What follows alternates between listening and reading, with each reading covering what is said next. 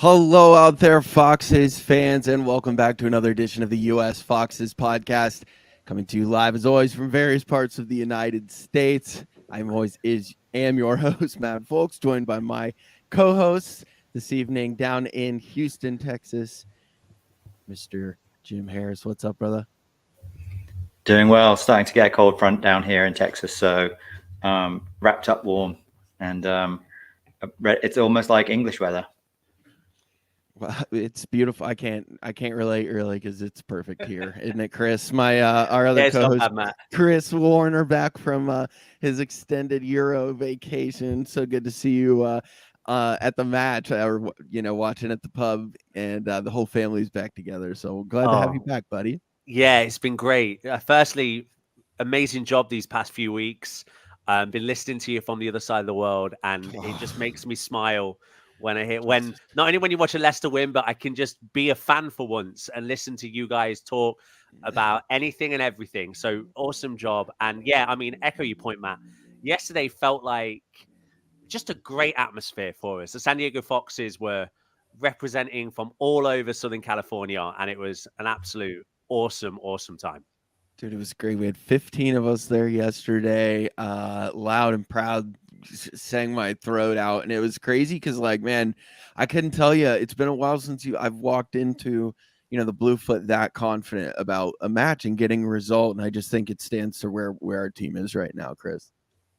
Yeah, I mean, in a way, the World Cup break once looked like a blessing, and maybe it's looking more like a curse. I mean, the momentum that we've gathered over this past month has been incredible. And to your point, Matt, it really did only look like there was moments, we'll talk about it, and maybe in the first bit of the second half where West Ham were on the front foot. But all in all, I thought it was a solid performance, and we deserved to come away from that 2-0 winners. Yeah, Jim, I think like this it's weird. There's an air of confidence, whether it's James Madison being named to the World Cup squad finally, something that should have been named a long time ago, but just like he's walking high, everybody's walking high. We have so many damn World Cup players on our team, dude. It's kind of an embarrassment of riches right now. It's great, yeah. And I read something in the comment in the Guardian on the match report that said England have only ever won the World Cups with Leicester players in, so hopefully that's a good omen as well for Chris and I, that we're going to go all the way. And even Jamie Carragher had us going to at least the semi-finals, but it's going to be a fun World Cup at least, and it looks like Matters will make it. I think we were all like very, very worried when we saw him go down after that corner yesterday, and really hoping for the best for the lad, but it looks like he might be able to recover in time. What would an England World Cup be without a key player getting injured before it? So hopefully that means he's going to be a key player. Yeah, I think everybody had was holding their collective breath at that time, and as soon as he popped up, Chris said, yeah, he's gonna get the hell off the pitch now, because what's the point? Like right before this, he's had a nice goal, and then he got get off the pitch, right? And I think that's all things considered, probably the best decision for everyone involved. But we'll dive into West Ham. We did have a match earlier in the week, and this crept up on us about, we almost forgot to talk about it last week, but we did have Carabao Cup match against Newport, who longtime fans will remember a couple of years ago, 3 or 4 years ago, we had the FA Cup embarrassment against those guys, so we owed them a little bit of something for in these cup matches for what they did to us. So obviously tough one for us to watch. I was able to turn it on here and there during work. I know, Jim, you didn't get to watch it at all because of work. And Chris, I don't know what you got. How much did you get to see? I didn't see much at all, Matt. No, not at all. The downside of being a US Fox is midweek games are a bit tougher to get. And I think I was able to kind of get a little bit of the second half in the background, but unfortunately was on work meetings. But saw the highlights. Speaking of World Cups, poor James Justin, his I think it's his Achilles has blown now, and after an amazing goal that he scored, and looking like he was getting back into form. And with England's woes of fullbacks, falling over the wayside, he's continued that trend, unfortunately, as well. And I'm absolutely gutted because he was starting to get back into form after, not looking super fit at the start of the season, but then really kicking on.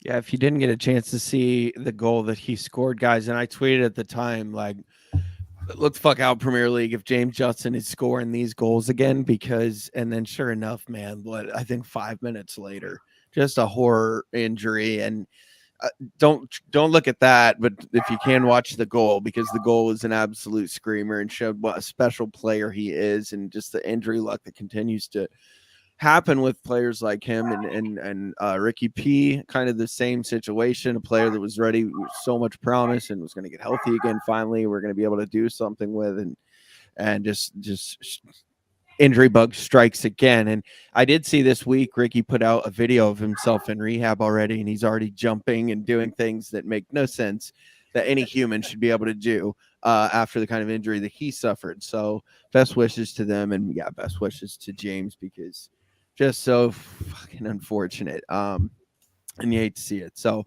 anyway, the boys get the job done. 3-0 win. And like we said, we didn't get to watch much more than the highlights, but luckily we happen to have our correspondent who's always at the matches. I love this.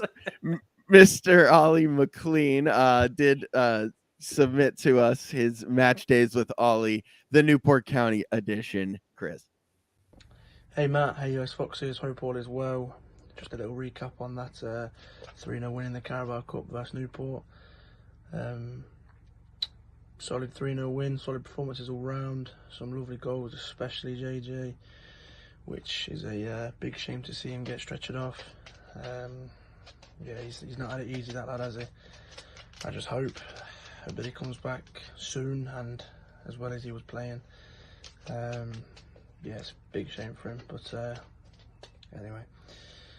Good to see Vard get on the score sheet twice. Prime Jamie Vardy around the goalkeeper and a lovely header. A bit of shithousery with the away fans as well, which is always what you love to see with that man. Yeah, good performance. Nice to see the young lad Sammy Braybrook get a few minutes under his belt. He looks like a good talent. Looks like it could be something decent for the future. A bit of a shame that some of the other young lads didn't get a look in, but must be saving them for another time, maybe, I don't know. But yeah, good performance all round.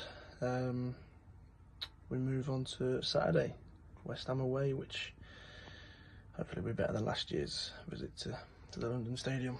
But as always, we always keep that faith up the city. Up the city, yeah. I think when he recorded that, he didn't know how serious JJ's injury was. So, but what's that, Chris? I was going to say, do you feel like Ollie's Up the City has kind of just got a little bit more cheery and a little bit kind of quirky ever since it's getting uppier? Yeah. It's getting more and more upping. I know, yeah. Well, he's being accurate as well, because it's literally the City going up the league too. So keep it up, Ollie. We want to keep going until we get to the top, but we're not going to play any Champions League music, we promise, if we get in the top 4. No, don't worry about that. That will not be happening on this podcast. So yeah, he makes some great points. Vardy had a really nice header. He had a perfect round the keeper kind of goal for himself. And yeah, Sammy Braybrook getting to finally get some minutes. Leicester Modric. Yeah, the Leicester Modric, who looks like a 9-year-old. So that's yeah, good signs all around when the young guys. I think Sammy got more touches of his hair than he did of the ball, though. He was doing his hair every 2 seconds. Add him to the Pantene Pro V. I love it. I know. With Wout and keep it going. So yeah, good to see that. On we go in the Carabao Cup, boys. We had a great draw then too with Franchise FC. No, I'm just kidding. MK Dons. When was the last time we played MK Dons, guys? It doesn't feel like super long ago. No, it doesn't. Because is it a week? Maybe we should have probably done some more research on that. Well, that's why people tune into this show, because Yeah, it please sucks. correct us. Anyway, MK Dons we're is the shambles on draw. a podcast. Apologies. Apologies. And yeah, so moving on in the Carabao Cup, that's great, and long may it continue. But heading into Saturday, like I said, guys, we were confident as hell. I don't know what it was. I felt good. Then I saw we were wearing the sweet ass gold kits, and I felt even better. They just look like blonde, you know, stallions rushing across the damn field. Chris just threw into the private day. It was 2009, so it was a damn long time ago that we played MK Dons. Thank you much for that research. That's why you're the best. So yeah, we look good, guys, and came out looking good in the sick gold kits, as he said. And I don't know, going forward, it looked like a team that was playing with confidence that we all felt. Jim, I mean, was there anything that jumped out to you, like off of? I know Luke Thomas starting on the left side. That was good to see Brennan still showing a little faith in the young man. Yeah, and I think he had a pretty good game. It looked like they were targeting him a lot with their press at the start, just to kind of really get a lot of pressure on him and force him into some indecision. And I think he did really well resisting it quite a lot. And I think it really showed the benefit of having a natural left footer in that position as well. Love JJ, but that was his weakness, wasn't it?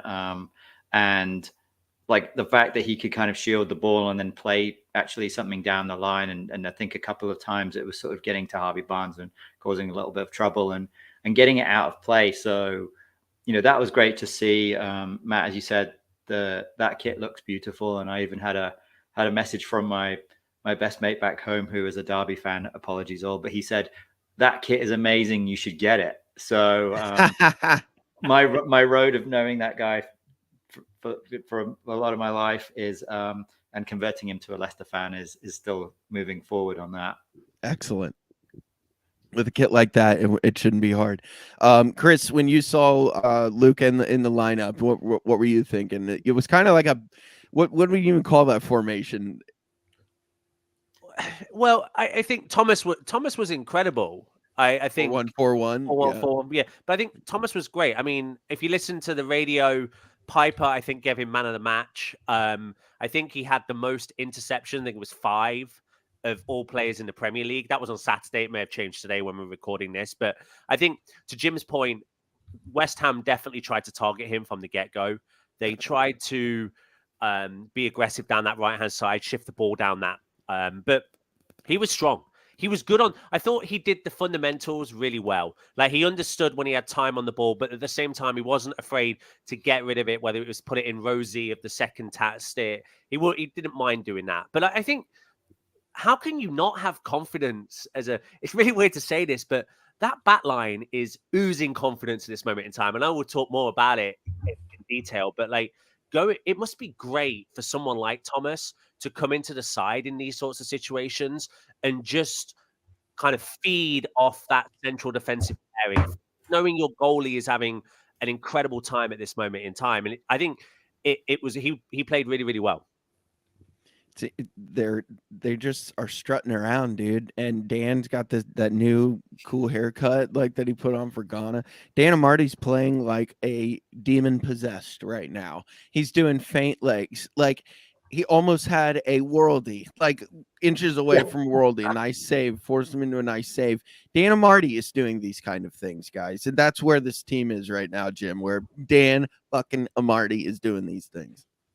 Well, that was the Dan Amarty that I think we all saw when we were signing him from Copenhagen, sort of the, roving, driving midfielder. And I think his highlights package was actually sort of like screamers from 30 yards out. And we thought, okay, this is going to be sort of, some sort of like Michael Essien or someone like that, and, he turned out that he became this utility player, but he's really come into his own as a centre back. I think a lot of people had seen him playing for Ghana in the African Cup of Nations and had, that's his position.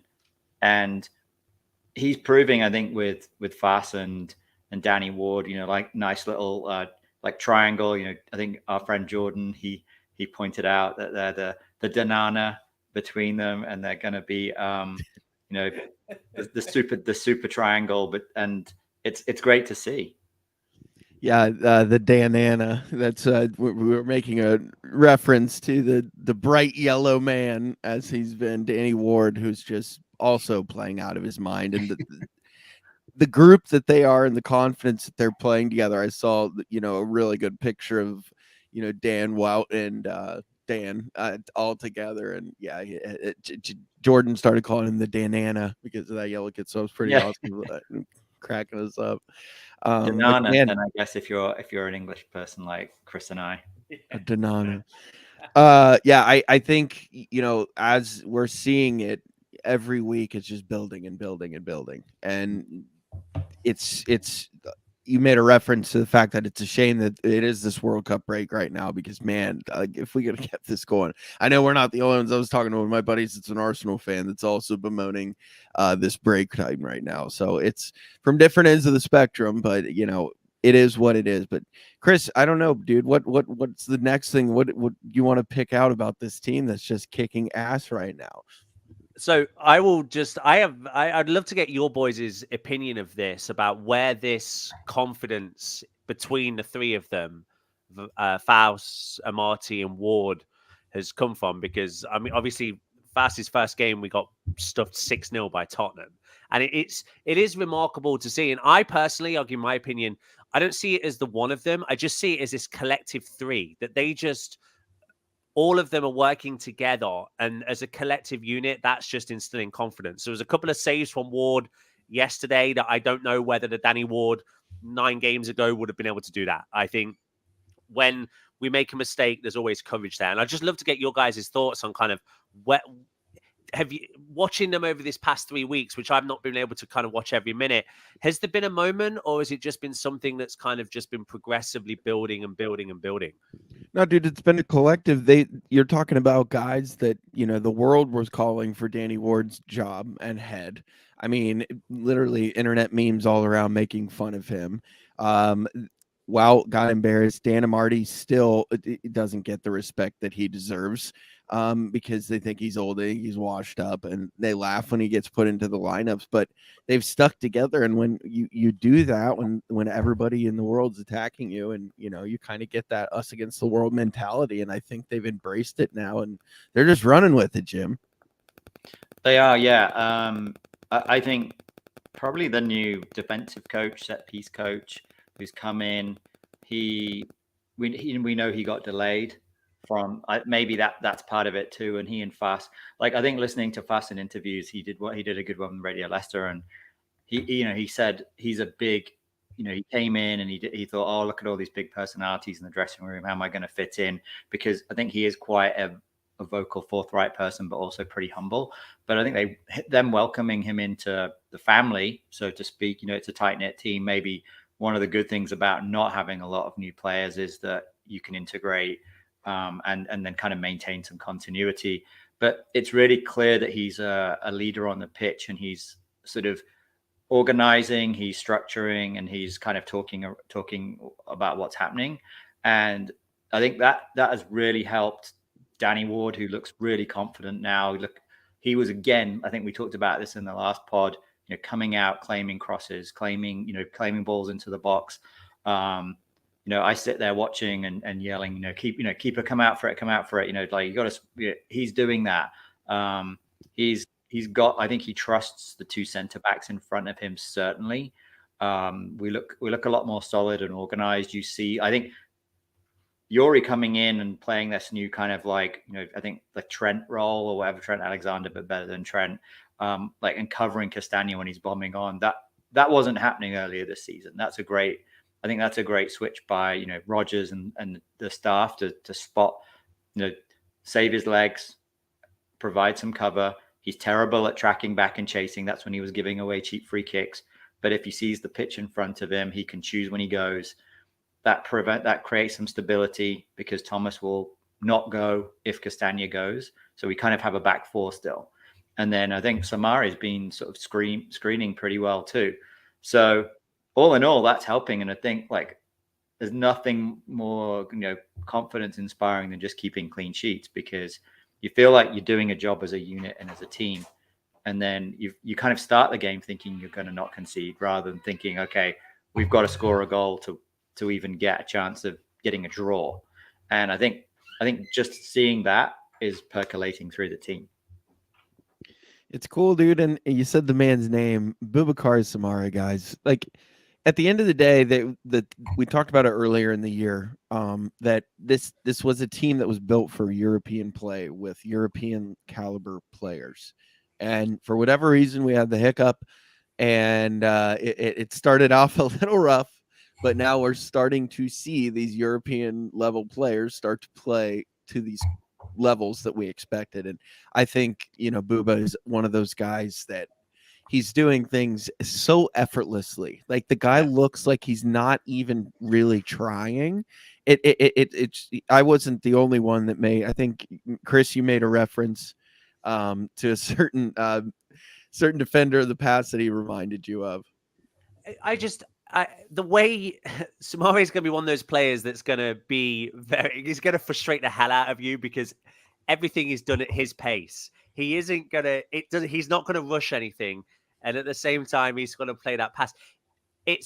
I thought he has, sometimes when he's on the ball, he does remind me a little bit of the way that Toure used to play for Man City a little bit, in terms of just the game is played at his pace and his pace only. And I think that's going to frustrate us at times when we're desperate to go forward, and he's not going to do that. But all in all, I thought it was great. I mean, to be honest, I think of Declan Rice yesterday. I think of two moments, and one of them, he put the ball towards the corner flag with that shot when he cut inside. And then the other one, he was the first guy to go up to Maddison and ask him if he was okay. Apart from that, I don't remember a single thing that Rice really did. And I think that's up to the midfield. And I think Sumari is one of those guys. Matt, yeah, to your point, he's starting to I mean, I know you guys were eating crow on the last podcast, so it's maybe my turn to eat a bit of crow here. But obviously, Brendan saw something in him, and he's played him. He's kept the faith, and now we're reaping the rewards from it. Reaping the rewards, and so is, I mean, the offense is as well. Not only the defense. He springs, Harvey forward with an absolutely beautiful, perfectly placed pass that launches up, and then Harvey turns it around, plays it across to Daka. Daka plays it across to Matters, who just roofs it. Like, what an awesome goal, Jim! Like, just a thunderbolt. I mean, just a thunderbolt. No tap ins here, dude. Just like, that's where his confidence level is right now. Oh yeah, I think it was similar to Vardy's against Newport as well, like smashing it in. I think just that kind of confidence of like, hey, this is going, and this is a goal that celebrates his position in the World Cup. And he just looked immense. It was a great finish. I think, as you said, Samare actually unlocking the defense and putting Harvey through by just the fact that he can keep the ball. And Chris, I totally agree with you, sort of like that shades of Yaya Toure in terms of that effortless ability to sort of actually move the ball. And I think we all expected, certainly I did, that Wilf would start. And he was back to sort of being fit, and okay, he's gonna get his place back. But I think that's shown that Samari is really performing well. And I actually think it would be quite interesting to see if he can play a bit further forward and do something a bit more offensively as well, or a bit more. So I don't think he's going to be a box to box. He's not a Kieran Dewsbury Hall replacement, but I think could he come in and do something that's like sort of Pratt or maybe more Tielemans type style play. I don't think he's got the shooting boots that Tielemans has, but I think the ball playing, ball keeping. But I don't want to lose Yuri at the moment. He's again playing wonderfully well, and I'm actually pretty gutted for Harvey Barnes not getting the England squad. I think he showed with the first goal against West Ham what he can do, ball carrying from deep, running onto through ball, terrorizing Kara, who's clearly not a right back, and he made the most of that.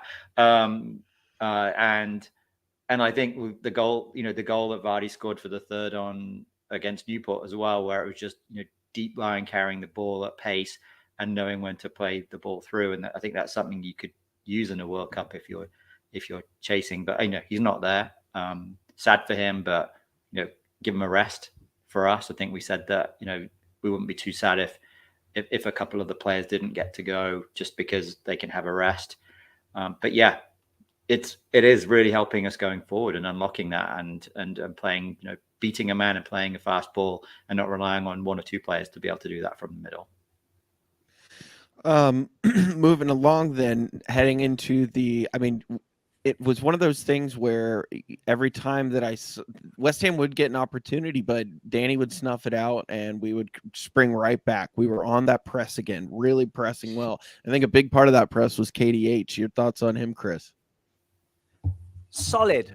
I don't know. I may disagree. You guys may disagree. I thought he was okay. I think he didn't, to me, he wasn't the shining light on the pitch, but in these sort of situations, to Jim's point, I completely agree. If we're playing Soumare, we're playing Tielemans, you need that box-to-box guy on the field as well. And I think one of the things that KDH did very well the entire game was support. And he busted a gut, especially in that second half.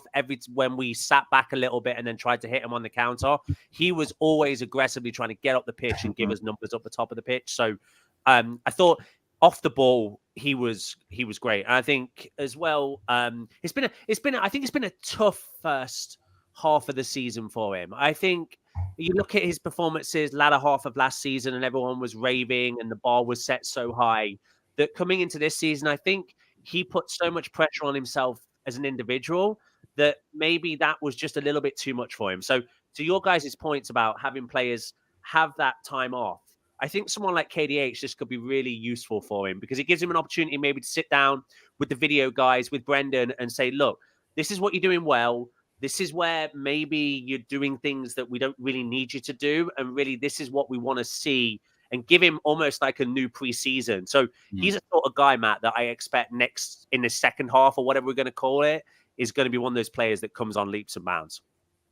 Hopefully the players that didn't get picked for the squad will just kind of use that, and finally they're going to be chomping at the bit after sitting at home.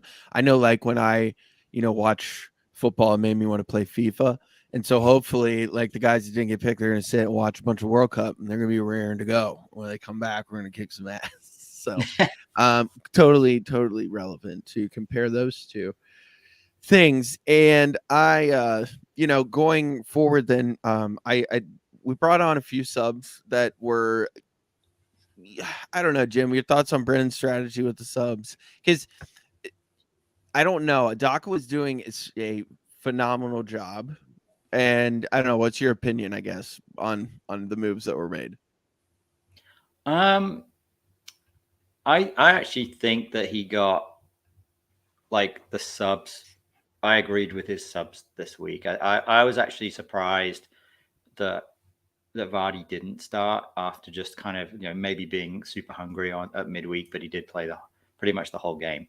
And Daka's been starting away from home. Daka played really well. He got that assist. I'm sure he meant every single second of it, and he wasn't shooting at all and just whiffing it. But I think that, bringing on, well, obviously Maddison, but bringing on Pratt, I think there was a bit of question mark in my mind who might come on when Maddison went out. And I think Pratt was probably the right call. And speaking of guys that are probably going to be gutted that they didn't make the World Cup, and, seeing what might happen over the winter with him will be interesting because, clearly his lack of minutes has meant a lack of a World Cup spot. I think Wilf coming on made sense. It was interesting taking Yuri off and not really replacing him with a more, a like for like player. But I think we saw sort of Pratt kind of tucking in, and then we quickly saw, Io coming on soon after as well. That kind of rebalanced the team a bit. And I think Rodgers I think he changed from a 4-1-4-1 to a 4-2-3-1 because I think from about half an hour, like the 30-minute mark, maybe the 25-minute mark, till about the sort of 55, so maybe about 60 minutes, the pendulum had switched to West Ham pressuring us. And we did look like we couldn't get the ball out when they were pressing us, or we couldn't link passes together. And I think, Matt, you said, like, we looked amazing first 25 minutes. and we well deserved our goal. And you look at the balance of the whole game, and we cruised. We kind of cruised, but I think there was that period where it just needed shoring up, and we just needed to have win the ball back, shut them down a bit, and just kind of maybe have folks who could kind of do a little bit more. And I think Samari was getting a bit overwhelmed, which is why Wolf came on. I think when we saw Yuri go off, everyone was probably wondering who the heck's going to be captain? And that was Captain Ndidi comes running on. Yeah, I don't know. I was thinking it's going to be Fast, or we've heard rumors that Keenan Dewsbury Hall was in the mix for kind of vice captain, but it was Wolf, and that was awesome, and he looked really up for it as well. And I think it kind of did nullify the game a little bit, and it did make it a bit more sort of tight. And then you saw West Ham then getting a bit more desperate, and then that's kind of how we were able to get the second, and then really it was game over. I think when it was 2-0, I didn't feel like, oh God, we're going to let in a goal, which is not the feeling I've been having, well, for most of my life as a Leicester fan, to be honest. It felt very 2015-16. I think we said that. I think we said that last week as well. Yeah, no, we did. Yeah, that second goal was definitely had 2015-16 vibes. Oh, yeah. I agree with you, Jim. I thought Rodgers I thought his substitutions made sense to me. I could see why, for once, I could see why he was doing things. When he brought on Mendy, brought on Ndidi, you automatically, I even think the commentary went, oh, okay, we're going to a double pivot. We're going to try and pack the midfield and hit him on a counter. And if you're going to do that, then Perez is a great choice to have as somebody that will be a linker, be somebody on the ball. And that was great for the second goal. I with you on the Maddison substitution. I thought Pratt was quiet, but he did his job, and that's all you can say. I mean, that's one of the things you get from Dennis Pratt is he will do a job if you give him that job, and I thought he did pretty well there. I think he did as well, and yeah, you said the guy's name. We could might as well talk about the goal now, but Ayoze Perez steps on and just puts a beautiful pass through there. What's up, Jim? Well, I was going to say, before we talk about the second goal, we should maybe talk about the second goal that we should have had. Yeah, I was going to swing back to that when we were going to talk about it. I guess we could bust that out too, but Yuri steps up for a penalty and should have gone for the top corner. Instead, he keeps it low, and it's saved, Chris. Maybe there's some. I was thinking about this, and to me, it's maybe his confidence is obviously through the roof at this moment in time, and maybe at some points there can be a little detriment to that. And taking a penalty is maybe one of them. It wasn't great. It was one of those penalties where if you are going to do that, you either go to your point, Matt, you go high and try and stick it in the top corner, or you go down a little bit lower. It was a pretty comfortable height, I thought, for the keeper. One of those savable heights, I think people refer them to. I mean, in my opinion, that's why I kind of like Vardy when he takes penalties on the pitch. He often thrashes it and says, if you're going to try and save it, you need a worldie to save it. And I thought it's disappointing. Personally, when I take penalties, and this is a long time ago, I never really liked the kind of going across my body, because I always thought that you were trying to compensate to get it on the inside of the post. And as a result, you kind of kept it more towards the center. But I mean, maybe I mean, he scored some great goals these past couple of weeks, so I can't really complain, but it was a pretty dud penalty. Yeah, I think, after those worldies, it might have been better to let him take the penalty from 25 yards out. Yeah, that probably would have been a better attempt. He would have put it right in the top corner. It reminded me a bit of when Mahrez used to be our penalty taker.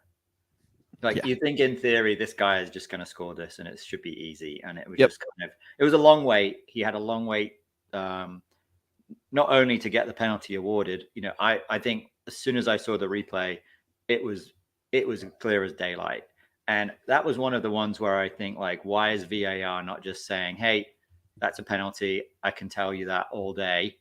I'm a qualified referee, rather than having to send over the referee, let him watch it on the screen. He probably watched it for 2 seconds and was like, why did they make me run over to the screen? And then I think, and even then when Yuri had the ball, he looked pretty chill, but it was a long, long wait. And yeah, Chris, I agree with you. It's he kind of just he he hit it. He didn't hit it full power, and it kind of went to that nice height for the keeper, quote unquote. And hey, and then there was a bit of, I think, a bit of anxiety, because if we'd gone in halftime 2-0 up, I think it would have been, especially after we'd been under pressure, and it was like Daka being unleashed and getting through. And he seems to have this thing with Daka. I don't know if I'm the only one who's noticed it, that he gets a through ball, he can gallop on, and his second touch is always actually slows him down, and he actually gets caught up. And I've either seen him hit the ball first time too soon because he isn't taking a second touch, or he takes that second touch where he should be kicking it on again, and it actually is way closer. This time he got away with it, and Dawson took him out, and it got us a penalty. But I think there was one earlier in the game where he did that, and they caught him up, and he would have been through, because he's as fast as Vardy, if not maybe quicker now. His speed is crazy, man. His speed's crazy, and He's we probably saw running faster than the ball. He overtakes the ball. I think that's the problem. He's waiting for the ball to catch up. Sorry. Oh man, I know I stopped you talking about second goal, Matt. No, it's fine. I'm glad you did. Because I wanted to talk about the penalty anyway, but getting back to it, Aothi Perez comes in and puts a beautiful through ball through to Harvey, and it was one of those that Vard's kind of let it go.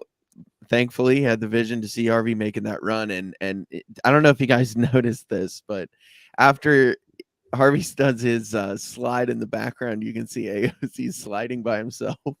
Did you catch that? It was a little awkward, but he gets up and they meet, but he does a slide all by himself in the background, and it was yeesh. But anyway, props to the guy for coming in and doing a professional job and being professional for somebody that's very unhappy with his playing time and his situation to step on and show that professionalism and a fucking worldly of a pass. And we know he can do that. He's so dangerous when he gets into space, and he has great vision when he's on his game. He's just one of those players that hasn't, for whatever reason, fit into Brennan's squad. But props to the man for coming in and doing the damn job, Jim. Oh yeah, and I think there was a bit of a preview of the goal, probably about 5 or 6 minutes earlier, where he put Barnes through. Wasn't quite as clear cut and not as beautiful a pass. And Matt, I agree. He's such an interesting player, because I think he is probably a really good number 10. And you can see him play. I think that's where they kind of put him in the end, in that space. Right. And he just like hanging off, lying deep, and he can pick a pass, and he defends, and he can pick a pass, and and that's what he did. We all know that he kind of helped with the tackle that helped win the FA Cup, and then we all know that that slide rule pass was just immense. Thoughts on that pass, Chris, and the job that I mean, it was great vision, and kudos to Barnes for getting, Barnes covered some yards to get on that ball. Speed. That was speed. If you want to show desire, just let kids watch Harvey Barnes. He's got 10 yards to cover from the centre half covering across, and he still beats him. And I know, Matt, we've talked about this for years on this podcast. Like, the one thing we kept saying again and again and again with Barnes was get some composure when you get into that position. And that finish was fantastic. He didn't panic. It really was. He didn't try and do anything he didn't try to do anything too crazy. He just slid it by the onrushing keeper. And I know we'd spoke about this earlier, but I mean, at some point there has to be cause for Barnes in the England side. I really do think that he offers something really unique in that part of the pitch. He offers you pace. He's not afraid to take. I mean, first half he was a little bit disappointing. He kept trying to take people on instead of just knocking it by them. It looked like he was just knocking it straight into them, and that was really frustrating. But the goal was great. It was a great example, like we talked about earlier, counter-attacking football, the Leicester City football that we really enjoy watching. And I mean, as well, the best thing about it was the Leicester fans were behind that goal. So you can imagine that Jason and everybody else was tearing it up behind that goal with scenes when we scored. Yeah, the Jason, as we said last week, was at the match and had an incredible time for all that we've heard. And our friend Graham was there, and man, they just put on a hell of a show for our boys, especially to do it in that track and field stadium. It's I kept getting photos from Jason and Graham of just like these dead spaces around the stadium where they just have nothing because, you know, the way that it was built and they had to shove seats in there, and not to mention you're 400 yards from the pitch. So kudos to them. You could hear the Leicester boys, you could hear the songs. That was awesome with it. To be loud in that place is a statement. So happy for us to be able to get the result. And like we said, we had a great time in San Diego, Chris. Been about 15 people out, and we had some bagels, and for 7 a.m. crowd, dude, we were loud as shit. And yeah, I think there was just saw 2 West Ham guys there, and they kept their mouth shut. And thankfully, yeah, but they didn't have to do much. Yeah, they were a bit quiet at the back, weren't they, towards Yeah. the end? But no, it was great. And I think to be talked about full circle, it's just a shame that now we've got to wait until Boxing Day for us to come back. I think this, and maybe we can sum it, this past few games has been pivotal for us. You look at the table and you look at, it feels like a lot of the teams around us are going on little runs as well. I mean, Villa won again today. They've picked up points. As much as we're moving away from the bottom, because teams around us have been winning, we're closer to the top whenever we are. I just looked at the table, and now we're I'm looking here, we're 4 points off 7th. Brighton at 7th with 21. We're 13th with 17. So you can see how big this run and how huge this run's been for our season, and is definitely, I hope, something that we can build on this into the new year. Well, I think we're we're playing the team who are the form team. Well, they're currently the form team. Yeah. And I think we've got the 3rd best last 5 games in the league at the moment as well, with 4 out of 5 wins. And you know, only really Newcastle who have got 5 out of 5 from the last, and then Arsenal who have just been undefeated for their last 5 but won 4 out of 5. So that's a great record to have, and I totally agree. And I kind of be interesting to see, you know, doing some reading and thinking about this is going into this break. It's going to be unprecedented in terms of, okay, who's going to come back injured, who's going to come back tired, how are we going to do, who's going to kick on. And then I think we've got a really big opportunity after Christmas when the European tournaments start again, because they've got a jam-packed games in, and some of the teams in Europe, this is maybe a blessing in disguise that we're not in Europe, because if we'd have snuck through to, you know, the Europa Conference, you know, we probably would have gone through, we probably would have been playing, you know, Thursdays again, and with the team we'd be exhausted, I think. And I think this is a good opportunity and a good season to not be in Europe and maybe get back. You know, I just think, let's hope that you know, some of the guys who are in the World Cup are good, and they have a good World Cup. They're not so good that they get snaffled up in January. You know, I can imagine, you know, Right. Matt is becoming a world sensation. You know, Yuri, if he has a good World Cup, you know, we all know that his contract's up at the end of the season. So, you know, but you know, maybe then we can do something as well. Maybe there's a bit of if we're kicking on, we're showing form, that we can get a couple of good results in December, and maybe we can afford to invest a little bit in January as well. Yeah, that's a really interesting point, because it did. I think this week, Matt, correct me if I'm wrong, it looked like we got ourselves, from our favorite Australian friends, another loan installment for potential opportunities in the January transfer market. Yeah, some interesting names out there as well. A certain defender that we're all familiar with, that we sold for £80 million to Manchester United, is being linked with us again, and it's kind of an interesting name, especially with how great our center backs are playing. He couldn't get into our side right at the moment. So. No.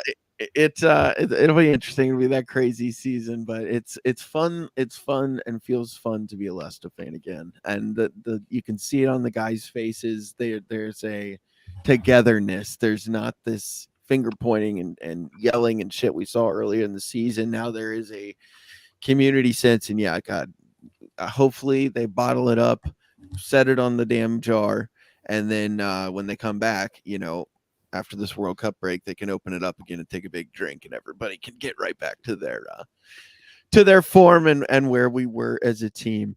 But yeah, I mentioned that we had a good time in San Diego. I saw New York Foxes. They had a great turnout. Philly Foxes were doing their thing again. I saw the Ohio Foxes had a great turnout as well.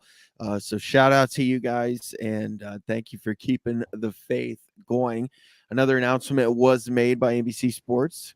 They're doing the next Premier League Fan Fest. It's going to be in Orlando, January 21st and 22nd.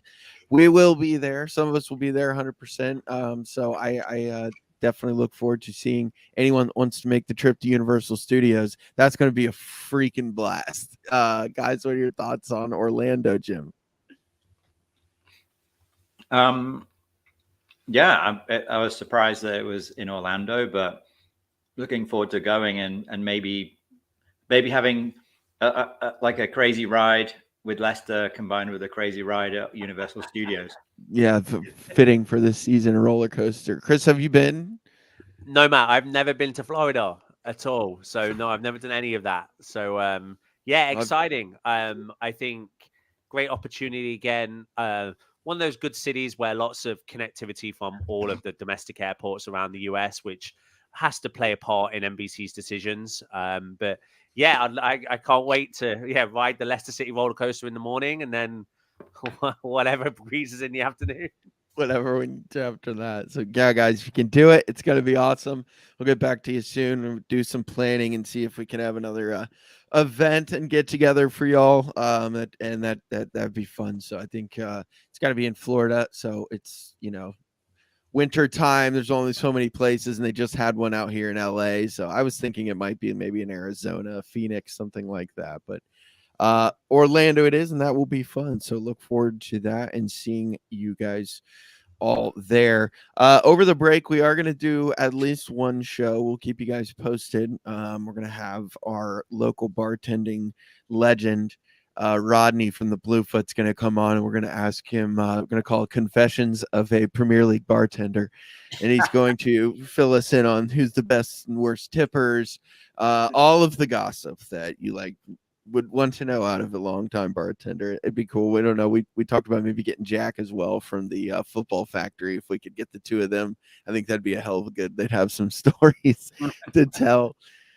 As far as Leicester go, though, guys, yeah, this is weird. We've never done this before, just pausing a season like this. So, I mean, short of COVID when all that bullshit happened, but this is kind of unprecedented, and we'll see what happens. The team is kicking ass, and like I said, let's just keep that going, boys, and let it go on into the break. Anything else, Jim, that you want to shout out? No, just looking forward to, I guess, the World Cup now. It feels weird that it's happening, but I guess it is. It's, a week on Friday is the first game? Yeah. So this Friday. This Friday. Let me ask you boys this question to leave then. Out of all of the Leicester players, who do you see going the furthest? Is it obvious? Is it Belgium, do we think? Or is there a surprise that could kind of sneak by?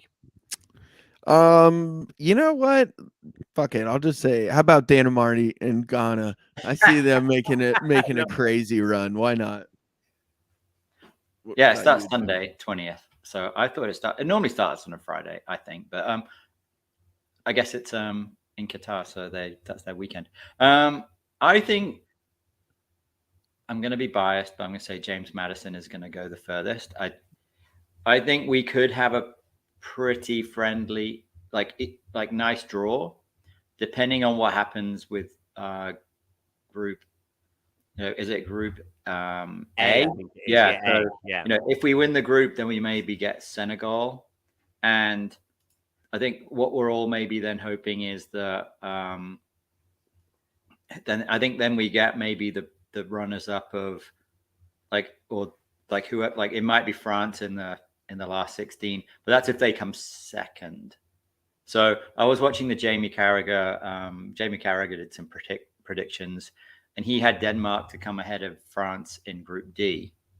And if we get them, then we get think we get Denmark on that side of the draw, and France will end up playing Argentina, I think it might be. So that, yeah, but if we come second in the group, then we get Argentina pretty early, and I think Argentina are the favourites for the World Cup, and this is the World Cup for Messi, isn't it?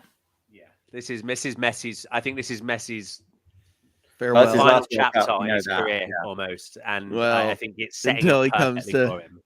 turn into Matt, a fat guy in MLS. What's Matt, that? who are you thinking? Who are you predicting then is going to go furthest? Like Chris and I. Oh, I said Ghana, Oh, you said Ghana. Ghana. Yeah. I don't know. I just, I don't know. You might be generous to Ghana getting out their group. well, did you see? They said that is it Ghanaians? Ghanaians. Ghanaians, thank you. They are the number one fan group. That I guess there's so many of them in Qatar that you just look outside and there's their flags everywhere. So maybe they traveled really well and they're going to make some noise. And I don't know, it'd be interesting. I always love the small stories that break out of it. And obviously cheering for the red, white, and blue, but we'll see what can happen there. It is the World Cup, so it's I'm looking forward to it. Looking forward to watching the match with Chris there and having some good natured. I just hope fun. our keeper doesn't throw it through his legs. I still have nightmares Robert. over Robert Green. Yeah. Still Sweet Robert. nightmares over that. Yeah, Jordan Pickford is not really the goalkeeper. It's Yeah, still exactly. Chris. Whoosh. Yeah, I think also, I hope that James Maddison gets some minutes. Yeah, me too. I think he's got the ability to, he may come on and do something, and then you can see him like actually, he could be one of those players that doesn't really start, but then sort of if you get further, he kind of works his way into the squad. And I think like there's room for him to get into it as well. Hodgson with Vardy when he kept playing him on the fucking left mid, might as well have stuck him back there. I mean, it was just so stupid. Who knows how Southgate used him, but Brendan has done him nothing but favors in showing and showcasing his ability right there on the right wing and showing that he could fit into Southgate's side. Well, it is a great point, Matt, is if you are going to bring Maddison on, you need to bring him home for his strengths and not necessarily try and stuff him out wide or do something like that. I think that's going to be key for him. But yeah, I echo Jim's point. I really hope Maddison gets some time. There was a lot of talk in the British media. Southgate at his press conference, again, it was strange. He said he picked him. This decision was like 2 weeks ago or something. It had already been decided. And I mean, it was great. The story about Maddison finding out as well seemed great. He missed the phone call. And then Brendan had to drag him from the training pitch into his office so he could find out. Your all clear backpack's ringing. Yeah, that's pretty. I'm not sure where Brendan Rodgers is from, or if that was that the Yes, Norwegian, it was. Was that the Norwegian defensive coach? It was. Yes, it was. No, Brendan. Shout out to Brendan too, guys. I think that for the first time, I don't know if you guys saw it, but he came over and applauded the fans for the first time since Forest, and I guess it was might be the first time he's not being booed.